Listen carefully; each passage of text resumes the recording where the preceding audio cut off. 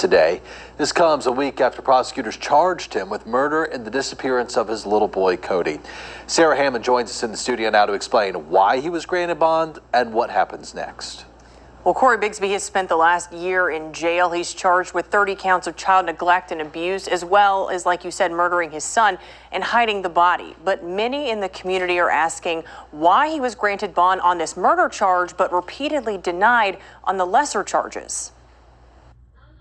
Cory Bigsby walked out of the Hampton Roads Regional Jail Wednesday night. So he has already been released. He was released around 7:15. A judge granted his $80,000 bond during a hearing in Hampton Circuit Court. Bigsby is accused of killing his 4-year-old son, Cody, and concealing his body. As a condition of his bond, Bigsby will have to be on an electronic monitoring system and will live with his oldest daughter in Norfolk. He won't be able to leave the house or contact his other children. Mario Lorello, a criminal defense attorney, says the outcome is a little unexpected given that bond was denied multiple times regarding the lesser child neglect charges. I think it is surprising on some levels because when you look at what's occurred procedurally, he received a bond on that charge despite never having received a bond previously on the less serious charges. Bigsby's attorney, Amina Matheny Willard, argued in court Wednesday that with strict monitoring, he would not pose a threat to the public. What the court is looking at is whether or not he's a flight risk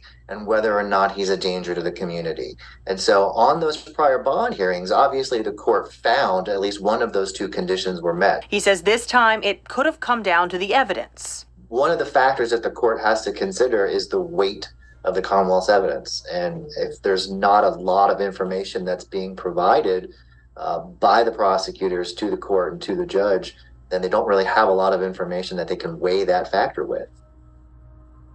As for what's next, Lorello says because there are two sets of charges proceeding in unison in two separate courts, a judge will need to decide whether or not to combine the charges, keep them separate, or only proceed on the murder charge. Back to you. And Sarah, Hampton Commonwealth's attorney Anton Bell argued against the bond being granted. He said because the judge previously denied Bigsby bond several times just on the child neglect charges, this hearing should be no different. He said by giving Bigsby bond, it gives him an opportunity to obstruct evidence.